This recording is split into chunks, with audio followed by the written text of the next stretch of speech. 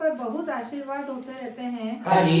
परंतु जो धनी होने में उतावली करता है वह निर्दोष नहीं ठहरता। परमेश्वर जब कहता है सच्चे मनुष्य पर तो बहुत से आशीर्वाद होते हैं, लेकिन जो धनी होने में उतावली करता है उसका क्या होता है? वह निर्दोष नहीं ठहरता, यानी कि वो दोष युक्त होता है, उसमें दोष होता है। आज थोड़ी देर के लिए आपसे हम बातचीत करेंगे उतावलीपन के बारे में। प्यारे परमेश्वर आपसे कहना चाहते हैं, परमेश्वर का वचन यहाँ उतावली करने वाले या जल्दबाज, उतावली का मतलब जल्दबाज करना, एकदम से हो जाना, तुरंत हो जाना। आज हम सब क्या है? हम सब एक ऐसे संसार में रह रहे हैं जो कहलाता है क्विक वर्ड, तुरंत हो जाने वाला। हम एक ऐसे संसार में जी रहे हैं जहां सब चीजें क्या है? तुरंत वाली बातें हैं। और हमारे जीवन के अंदर जाके तुरंत वाला हम क्या होगा? हमारा मनुष्य का माइंड सेट, जब हम परमेश्वर की बात आती है, परमेश्वर से प्राप्ति की बात आती है, या परमेश्वर से आशीष की बात आती है, या परमेश्वर में चलने की बात आती है, तो आज व्यक्ति क्या कर रहा है? उसको क्यों उसका माइंड कैसे सेट हो, कहां सेट हो गया?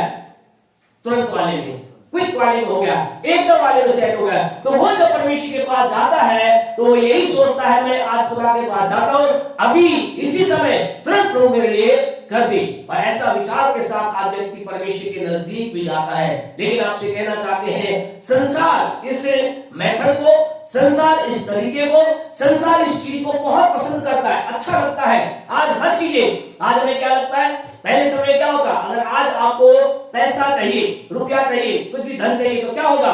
अगर आज आपको हमारा सिस्टर जी, करना सिस्टर है भाई मनोज को, या किसी भी जन को पैसा देना है, तो क्या करेंगे? जो कहेंगे मुझे पैसे की जरूरत है, ये कहेंगे अभी मेरे पास है, तो क्या करेंगे? तुरंत अपना फोन पे निकालेंगे, 2 मिनट टक टक किया, पासवर्ड डाला, टक एकदम इनके पास आ जाएगा। तो हमें क्या लगता है? बड़ा आसान। लेकिन पहले ऐसा नहीं था। पहले क्या? आपको बैंक में जाना होगा, एक कागज भरना होगा, सारी बातें हैं, सिग्नेचर करना होगा, सिग्नेचर गलत हो गया तो वापिस वो बाबू आपको भेज देगा। अब हमें क्या लगता है? ये बढ़िया है, ये क्या है? ये शानदार है, ये अच्छा है। हम कहें संसारी तौर से चीजें हमें अच्छी दिखाई देती हैं, अच्छी होती हैं, लेकिन आपसे कहें ये चीज परमेश्वर, ये कह सकते हैं आत्मिक क्षेत्र के अंतर्गत परमेश्वर नहीं बता है।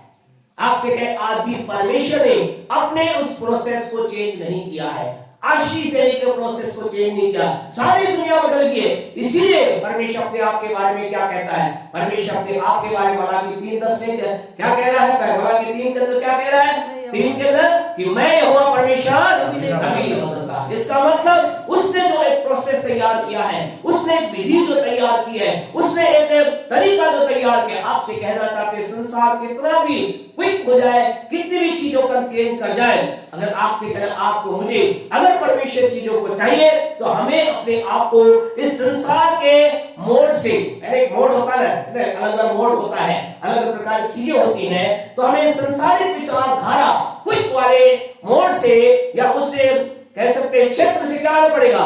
बाहर आना पड़ेगा। क्योंकि परमेश्वर का वचन यहाँ 28:20 में लिखा है, जो उतावली करने में धनी होता है वो किसी भी रीति से निर्दोष नहीं ठहरता, यानी कि वो दोषी ठहरता है। क्यों?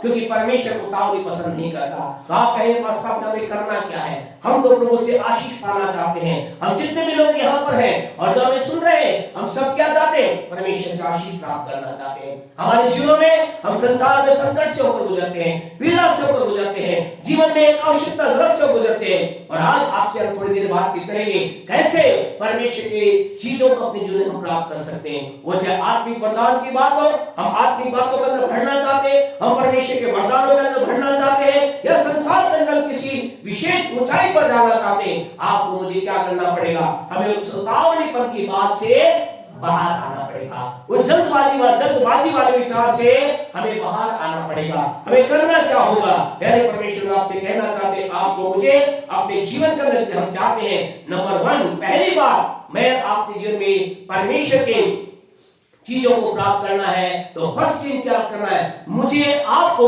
परमेश्वर की प्रतिज्ञा को ग्रहण करना होगा या प्राप्त करना होगा। उत्पत्ति की पुस्तक उसके 12वें अध्याय को मेहरबानी से निकालें। यहाँ पर एक व्यक्ति है जो पहली बार परमेश्वर की आवाज को सुन रहा है, जो पहली बार परमेश्वर की वाणी को सुन रहा है। जो पहली बार परमेश्वर की आवाज को सुन रहा है, जैसे हमारे सिस्टर यहाँ पर आई है, फर्स्ट टाइम आप लोगों के बारे में सुन रहे हैं, आपसे कहना चाहते हैं, हम जितने लोग यहाँ पर हैं, आपसे कहना, परमेश्वर किसी से भी बात कर सकता है। परमेश्वर जिसके जीवन में काम करना चाहता है, उसके पास किसी भी रीति से बात करता है। यहाँ जो व्यक्ति है जिसका नाम क्या है, अब्राहम है, ये पहली बार प्रभु की आवाज को सुन रहा है, पहली बार परमेश्वर से बात कर रहा है, पहली बार में परमेश्वर क्या कह रहा है, पढ़े इसके दूसरे वचन को, और मैं तुझसे एक बड़ी जाति बनाऊंगा, तुझसे एक बड़ी जाति बनाऊंगा, और तुझे आशीष दूंगा, मैं तुझे आशीष दूंगा, और तेरा नाम महान करूंगा, तेरे नाम को मैं महान करूंगा, और तू आशीष का मूल होगा, और तू आशीष का मूल होगा, जो तुझे आशीर्वाद दे, जो तुझे आशीर्वाद देगा,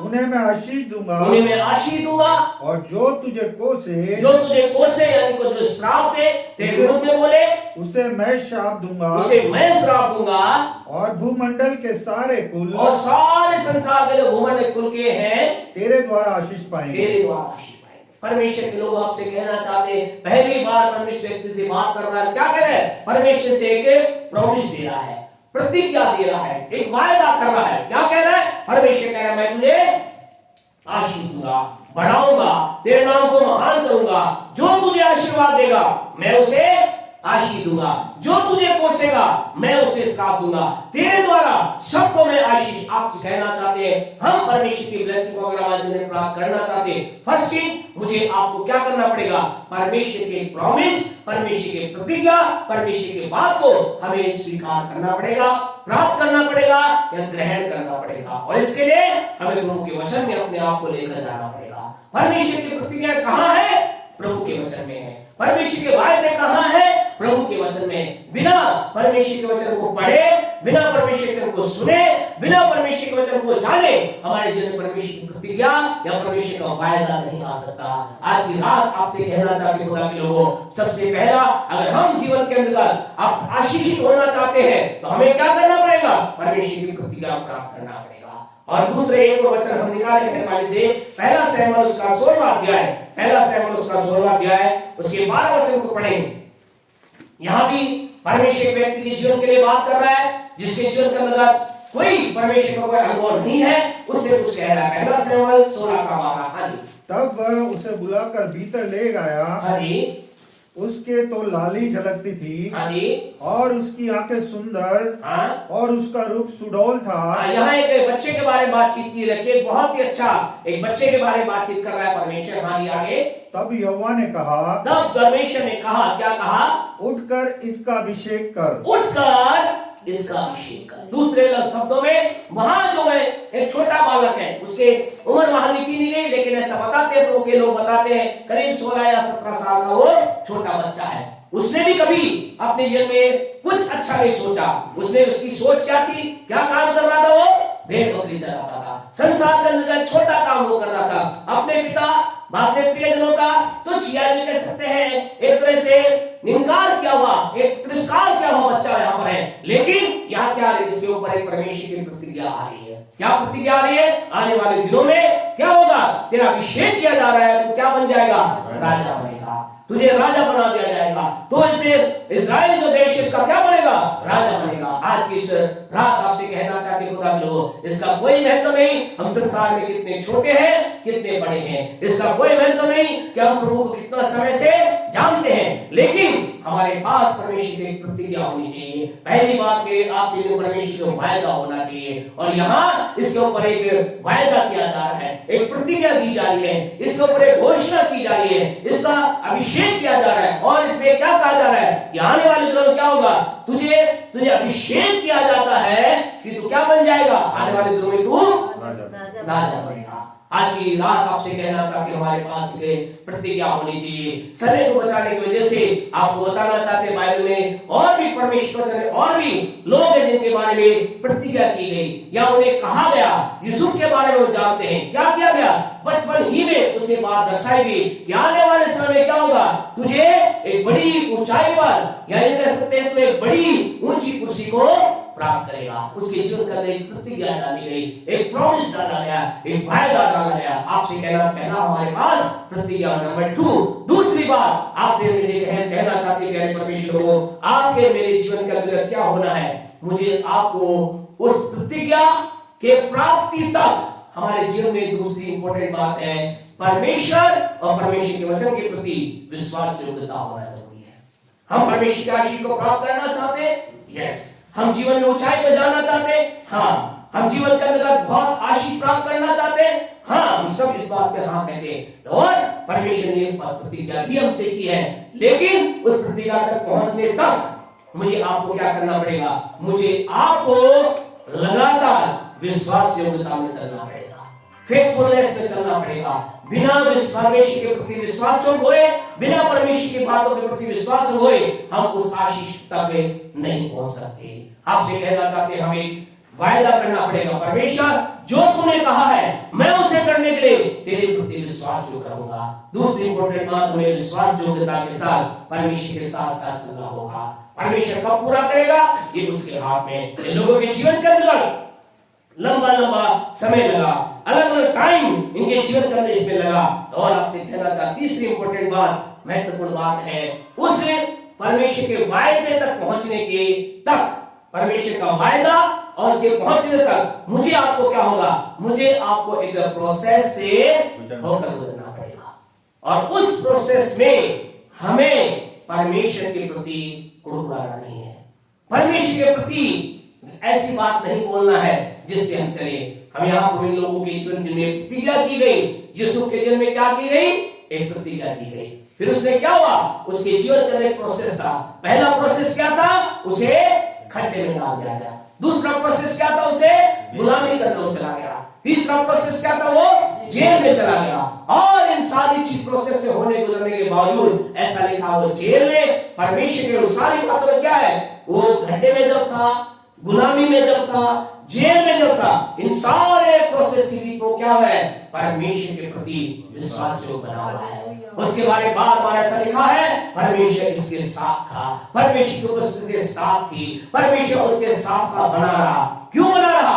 प्रभु के वचन में लिखा है, परमेश्वर पाप को देख भी नहीं सकता, उसकी आंखें इतनी पवित्र है कि पाप को देख भी नहीं सकती। इसका मतलब वो पवित्रता में चलता रहा, इसका मतलब वो परमेश्वर की बातों को मानता रहा, इसका मतलब वो परमेश्वर के हर एक आप बातों के अंदर अपने आप को बनाए रखा। और इस कारण से अंत में ऐसा लिखा है, एक समय आया उसे जेल से निकाल करके प्रधानमंत्री के पद पर रख दिया गया। आज की रात आपसे कहना चाहते हैं, मुझे आप उस प्रोसेस के अंदर जब चलते हैं, हमें उस प्रोसेस के अंदर चलते समय अपने आप को परमेश्वर के प्रेम के अंदर बनाए रखना है। परमेश्वर के लोग आपसे कहना चाहते हैं, सारी बातों को आप पढ़वाना नहीं चाहते, लेकिन आपको बताना चाहते हैं दाऊद के जीवन में प्रोसेस क्या था। ऐसा लिखा है, दाऊद का अभिषेक किया, अभिषेक करते ही वो राजा नहीं बना। आज कई बार लोग मुझे में क्या परमेश्वर प्रतीक करता है, मैं तुझे आशीष दूंगा, मैं तुझे बरकत दूंगा, मैं तेरे लिए ये करूंगा। वो क्या सोचते हैं? बस परमेश्वर ने कहा और पूरा हो जाएगा, नहीं होगा। उसके बाद चालू होता है एक प्रोसेस, उसके बाद चालू होता है एक रास्ता, उसके बाद चालू होती है एक मार्ग। हमें उस मार्ग में चलते हुए परमेश्वर के साथ बने रहना है। इसके मार्ग में कौन आया? इसके मार्ग में भालू आया। क्या किया? उसे इसने मार दिया। इसके मार्ग में कौन आया? शेर आया। ऐसा लिखा, इसने उसे मार दिया। और केवल यही नहीं है, लेकिन थोड़े समय के बाद इसके मार्ग में कौन आया? गोलियत नाम का विशालकाय शत्रु बनकर के इसके मार्ग में खड़ा हो गया। लेकिन उस बीच इसने क्या याद रखा? इसने परमेश्वर का घर जाकर आप पढ़ेंगे, पहला शमूएल के अंदर ऐसा लिखा गया है, तो गोलियत नाम का शत्रु इसके सामने आया। वो क्या लेकर आया? भाला लेकर आया, तलवार लेकर आया, सांग लेकर आया, यानी सारे संसार के हथियार उसके पास थे। लेकिन इसने क्या कहा? इसने कहा, तू तो भाला तलवार लेकर मेरे विरुद्ध में आता है, लेकिन मैं सेनाओं के यहोवा के नाम से तेरे विरुद्ध आता हूं। हालेलुया। उस समय के बीच के अंदर क्या ये मालूम था? मेरे साथ परमेश्वर है, परमेश्वर के साथ बने रह करके आगे बढ़ता चला। आज आपसे कहना चाहते हैं, आपकी मेरे जीवन की वो आशीष, या कह सकते हैं मेरे आपके जीवन का जिनके जो मंजिल है उसके बीच में और हमारी प्रतिज्ञा के बीच में कई प्रकार के शेर, भालू और गोलियत आएंगे, 100% आएंगे। आपसे कहना चाहते हैं वो आएंगे, और आपसे कहना चाहते हैं अगर हम परमेश्वर के साथ बने हुए हैं, हम उन पर जय प्राप्त करेंगे। आप किसी कोई भी चीज, कोई भी सवाल, कोई भी शत्रु आपको हरा नहीं पाएगा, कोई भी समस्या आपको मुझे तोड़ नहीं पाएगी, कोई भी ताकत आपको मुझे गिरा नहीं पाएगी। और ऐसा लिखा है जब गोलियत आया उसने किया और केवल यही समस्या खत्म नहीं, उसके बाद शाऊल नाम का राजा इसकी गद्दी के बीच में खड़ा था। लेकिन इसमें याद रखिए प्यारे परमेश्वर, इसने शाऊल पर हाथ नहीं उठाया। क्यों नहीं उठाया? क्योंकि वो परमेश्वर के द्वारा चुना हुआ अभिषेक था। और इसने क्या किया? अगली चौथी इंपॉर्टेंट बात, इसने he wait the Lord's time। इसने जल्दबाजी नहीं की, उतावली इसने नहीं की। इसलिए ये कहा मैंने शेर को मार दिया, मैंने भालू को मार दिया, मैंने गोलियत को मार दिया। ये व्यक्ति क्या कौन? ये शाऊल क्या है? मेरे और मेरी गद्दी के बीच में कौन आया हुआ है? शाऊल है। चलो क्या करता हूं, इस तलवार से इसे भी मार देता हूं। क्या वो मार सकता था? मार सकता था। उसे अवसर भी मिला और उसके बाद इतनी सामर्थ थी, उसके बाद इतनी ताकत थी कि वो शाऊल को मार सकता था। लेकिन परमेश्वर इसने क्या नहीं की? इसने उतावली नहीं की। आज आपसे कहना चाहते हैं मेरी आपकी आशीष की उस तक पहुंचने के लिए तो आखिरी जो पॉइंट हमारे जीवन का मिला, जो इम्पोर्टेंट बात है वो हम उतावली ना करें, हम परमेश्वर को अवसर दें, परमेश्वर के साथ बने रहें। परमेश्वर आपको इस स्थान पर लेकर खड़ा कर देगा जिसके लिए उसने आपको चुना है। परमेश्वर ने अगर आपको जिस पद के लिए चुना है वो कोई भी हो, हम किसी भी क्षेत्र का हो, आपको परमेश्वर ने, मुझको परमेश्वर ने एक बड़ी ऊंचाई के लिए चुना है। लेकिन उस पद तक पहुंचने के लिए हमें प्रोसेस से होकर गुजरना और यह इम्पोर्टेंट बात, हमें उतावली ना करना। परमेश्वर के पवित्र वचन में यशायाह 51 के अंदर ऐसा लिखा है, तुम्हें उतावली से चलना ना पड़ेगा, तुम्हें उतावली से चलना ना पड़ेगा। परमेश्वर आज की रात आपसे कहना चाहते हैं, परमेश्वर आपके लिए काम करेगा, परमेश्वर आपको राह दिखाएगा, परमेश्वर आपको स्थान पहुंचा देगा जिसके लिए परमेश्वर ने आपको चुना है। आज की रात आपने कहना चाहते हैं, आप कहेंगे लंबा समय हो गया मुझे परमेश्वर के साथ चलते चलते, लंबा समय हो गया मुझे प्रभु के बातों में चलते चलते, अब क्या मैं अपना तरीका अपनाऊं? आपसे कहना चाहता नहीं, प्रभु कह रहा है, प्रभु अपने लोगों से आखिरी बात बोलकर बंद करे, प्रभु आपसे मुझसे कह रहा है। यशायाह 52 का 12 पढ़े, प्रभु क्या कहता है? यशायाह 52 का 12, क्योंकि तुमको उतावली से निकलते हुए नहीं, क्योंकि तुमको उतावली से निकलना नहीं, उतावली ना करें, उतावली से काम नहीं करना। फिर आगे पढ़े, और न भागते हुए चलना पड़ेगा, न भागते हुए चलना पड़ेगा, क्योंकि यहोवा तुम्हारे आगे आगे अगुवाई करता, क्योंकि परमेश्वर तुम्हारे आगे आगे अगुवाई करता हुआ चलेगा, और इजराइल का परमेश्वर तुम्हारे पीछे भी रक्षा करता रहेगा। हालेलुया। आपसे कहना चाहते हो, आगे आगे आपकी अगुवाई करेगा और पीछे से वो आपकी रक्षा करेगा। आपको आगे पीछे तो गीत हम गाते हैं, तूने मुझे आगे पीछे किया, सब में उसने मुझे आगे पीछे किया। आगे किसने? ताकि अगुवाई करे, पीछे किसने? ताकि शत्रु हम पर हमला न कर सके। उसने आगे पीछे मुझे आपको घेर रखा है। उतावली ना करें, wait until the God's time, परमेश्वर के समय का इंतजार करें, लगातार प्रभु के साथ साथ चलते रहें। परमेश्वर आपको उठाकर उस स्थान पर रख देगा जिसके लिए उसने प्रतिज्ञा की है। आपकी मेरी आशीष को कोई रोक ना पाएगा, आपकी मेरी मंजिल को कोई रोक ना पाएगा। आइए सब अपने आप को बंद करें। आज हम प्रभु की उपस्थिति में यहाँ पर हैं। आज आप जीवन में कौन सी बात है जिसको प्राप्त करने के लिए आप आगे बढ़ रहे हैं? आपसे कहना चाहते, आप चंगाई पाना चाहते, प्रभु आपको चंगाई देगा। आपके हाथ में संतान पाना चाहते, प्रभु आपको संतान देगा। एवं भाई आप विवाह करना चाहते, परमेश्वर आपको अपने वचन के अनुसार अच्छा वर और वधू आपको देगा। परमेश्वर वायदों का सच्चा परमेश्वर है। करना क्या है? करना हमें यह है, प्रतिज्ञा को प्राप्त करना है, प्रतिज्ञा को प्राप्त कर करके विश्वास योग्यता के साथ चलते रहना है। तीसरी प्रोसेस में अपने आप को परमेश्वर के साथ बनाए रखना है। ये प्रोसेस दुखदायी होता है, कष्टदायी होता है, निराशा भरा होता है। दाऊद कहता है, छाए में घोर अंधकार से भरी तराई में होकर जाऊं। आपसे कहना चाहते कई बार ये प्रोसेस ऐसा ही होता है, घोर अंधकार से भरी तराई का होता है। लेकिन आपसे कहना चाहते उस घोर अंधकार तराई के बीच में परमेश्वर आपके साथ है, इस बात को आपको याद रखना है। उस घोर अंधकार की तराई में वो आपको छोड़ नहीं देगा। उस अंधकार में आप डूब नहीं जाएंगे, उस अंधकार के तराई में आप खत्म नहीं हो जाएंगे, लेकिन परमेश्वर आपको उस तराई से निकाल करके आप परमेश्वर आपको से दूसरे छोर पर लेकर जाएगा। आप उस तराई में होकर बाहर निकल जाएंगे, जय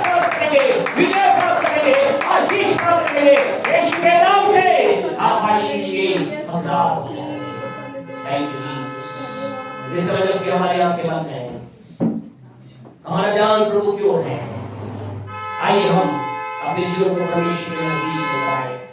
प्रभु हमारे जीवन में कार्य करे, परमेश्वर हमारे जीवन में कार्य करे। Hallelujah, thank you Jesus, hallelujah. यदि आप चाहते हैं कि आपके लिए प्रार्थना की जाए, हम सबकी आंखें बंद हैं, अपने सीधे हाथ पांव खड़ा कर सकते हैं, हम आपके लिए दुआ करेंगे।